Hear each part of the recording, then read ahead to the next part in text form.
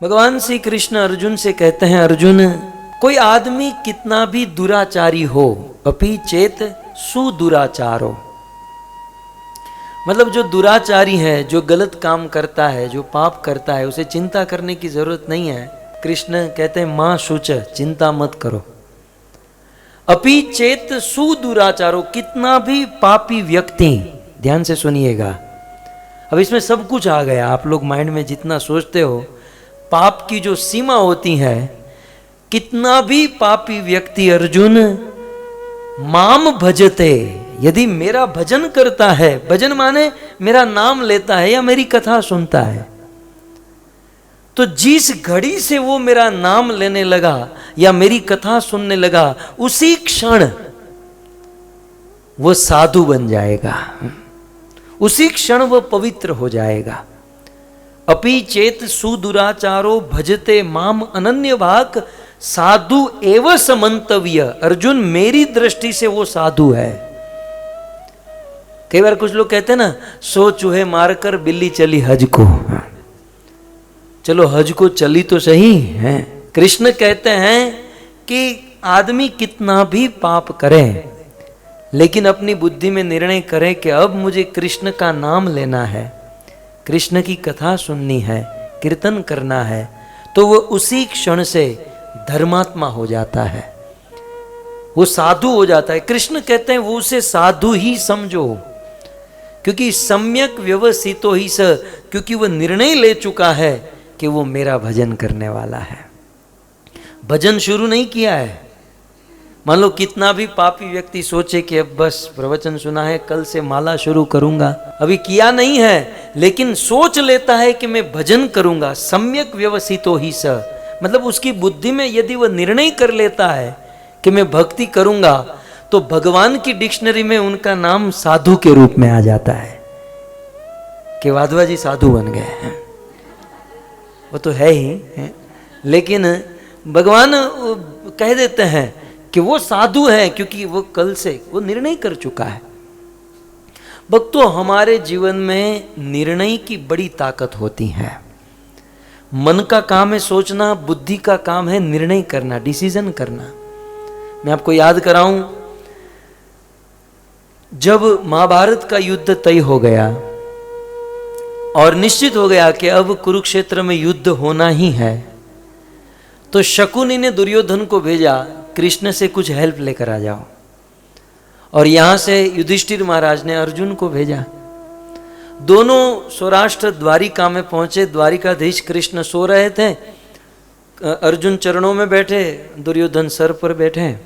कृष्ण जगे, दोनों को देखा, दोनों को आलिंगन किया और कहा आपके आने का कोई विशेष कारण? बोले हाँ, हमारे बीच में युद्ध निश्चित हो चुका है, कृष्ण हम आपसे हेल्प लेने आए हैं। कृष्ण पहले अफसोस करते हैं, अरे आप लोग अंदर अंदर युद्ध करते हो, ये कितनी बुरी बात है, सारा युद्ध कराने वाले यही है। महाभारत में लिखा है, कृष्ण कहते हैं कि आप भाई भाई में युद्ध, ये ठीक नहीं है। अब यही संधिदूत बनकर गए थे और इसने ही सब कुछ खेल रचा। और क्योंकि एक परिवार में युद्ध हो रहा है, इसलिए मैं युद्ध में भाग नहीं लूंगा। अब आप दोनों आए हो तो मैं 2 ऑप्शन देता हूं, एक मेरी नारायणी सेना, 2 अक्षौणी सेना जो युद्ध करेगी, जो आपकी ओर से लड़ेगी, और दूसरा बचा मैं, लेकिन मैं तो युद्ध नहीं करूंगा, निहत्था रहूंगा। अर्जुन तुम छोटे हो और जब भी संपत्ति का बंटवारा हो या कुछ देना लेना हो तो छोटे को पहले चांस देना चाहिए। तो अर्जुन क्योंकि तुम छोटे हो इसलिए मैं पहले तुम्हें चांस देता हूं कि मेरी नारायणी सेना चाहिए कि मैं कृष्ण। अर्जुन ने कहा सोचना क्या है, मुझे आपकी सेना से कोई मतलब नहीं है कृष्ण, मुझे आप चाहिए। भक्तों, ये महाभारत का युद्ध तो कई दिनों के बाद हुआ, 18 दिन चला, लेकिन जिस दिन अर्जुन ने ये डिसीजन लिया कि कृष्ण मुझे आपकी सेना नहीं, मुझे आप चाहिए, अर्जुन उसी दिन महाभारत का युद्ध जीत गया। युद्ध तो बाद में बहुत, लेकिन अर्जुन विजयी हो गया उस दिन जिस दिन उनकी बुद्धि ने कृष्ण को चुना। हमारे जीवन में अनेकों बार बुद्धि में निर्णय लेने का समय आता है, चुनाव का समय आता है, लेकिन उस समय यदि हम भगवान को चुनते हैं, कृष्ण को प्रायोरिटी में रखते हैं, तो जीवन के युद्ध को हम जीत जाए, सफल हो जाते हैं। कृष्ण ने कहा, अर्जुन, युधिष्ठिर ने तुमको मेरे से हेल्प लेने के लिए भेजा है कि ऐसे ही? मैं युद्ध नहीं करूंगा, मेरी सेना अभी भी तुम्हारे पास चांस है। दुर्योधन कहते अब छोड़ो ना केशव, अब उसने मांग लिया है, सेना मुझे दे दो। अर्जुन ने बहुत सुंदर कहा, कृष्ण मुझे आपकी सेना से कोई मतलब नहीं, आप केवल मेरे रथ की बागडोर अपने हाथ में पकड़ के रखना।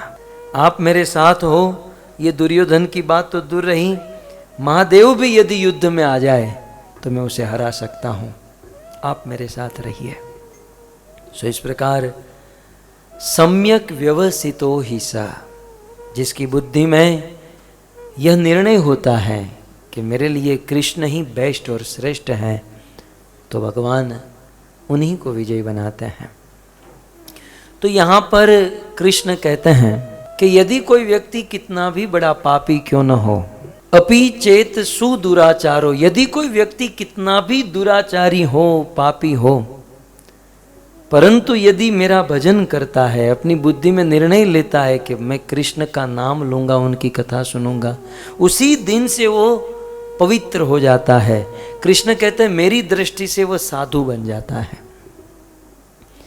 किसी कमरे में, किसी कोई रूम में 10 साल से अंधकार हो और उस रूम में कोई प्रवेश करे और जैसे ही लाइट की स्विच दबाए तुरंत उजाला हो जाएगा। वो लाइट यह नहीं कहेगी कि भाई हम लोग 10 साल से बंद थे, थोड़ा टाइम लगाएंगे। यहां स्विच ऑन की तो प्रकाश हो गया। ठीक उसी प्रकार अनंत अनंत जन्मों से हम पाप करते हैं, लेकिन जैसे ही भगवान की भक्ति, भगवान का नाम कीर्तन हमने शुरू किया, तुरंत उसी क्षण सारे पाप जलकर भस्म हो जाते हैं और वह भक्त साधु बन जाता है।